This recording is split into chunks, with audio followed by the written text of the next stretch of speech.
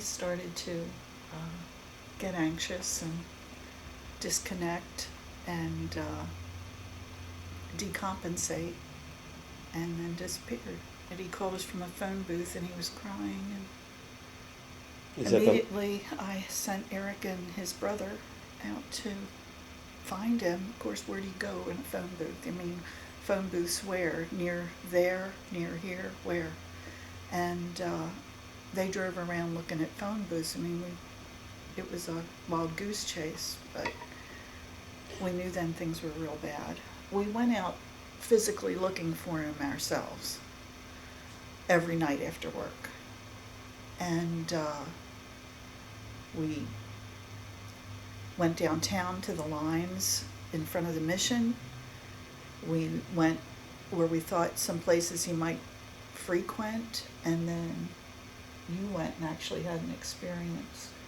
Yeah, well, I was looking for him, and I had given him some tennis shoes, and I was looking under bridges for him, and I was under this bridge, and there were these little like slots in between the girders where I saw these shoes sticking out that were just like his, and I called up and I said, "It's Dad," you know, and this boy sat up, this young man, and looked at me, and he was real hopeful. I mean, Dad, and boy, it was a sad moment for both of us, I'll tell you. My son's not alone out there. I mean, there's so many people like that. His age, he was a young man in his early 20s. And, there were a lot.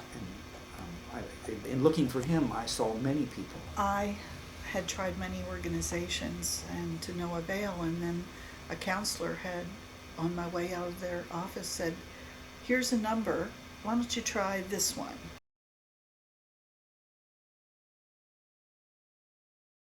Within 24 hours, he called me and said, "We know where your son is," and I could not believe it. And I was so happy, and but then the real work began. The worst time for me was coming outside and the sound of the birds at dusk fussing and looking for a place to roost, because I'd immediately think, well, where's my son going to lay his head for the night? And that was heartbreaking for me, to even have the sound of the birds be upsetting. For me, a big was with the winter, with the black ice and ice storms, is to be laying in bed at night with branches breaking off of trees, and with every branch that would break, she would sob. On, I'm sure many occasions, possibly on a weekly or maybe even daily basis, Leo came in contact with so many people out there, my son being one of them, and he established trust slowly, but really earned his trust. It didn't stop there, because once he finally did come to our house, your caseworker, joint caseworker, Leo, would come and visit us. And we're now 10 years down the line, and every now and then he'll stop by just to make sure everything's working out. You see these people disconnected on the street, and you think, I used to see them and think, where are their families? But we're the face of the family. And there's a lot of families out there like us, whether it's your son or your daughter, your mother, your father, cousin, brother.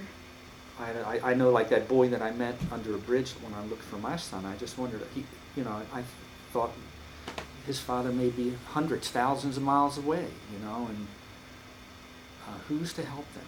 Who's at hand to help them? And that's where Join comes in.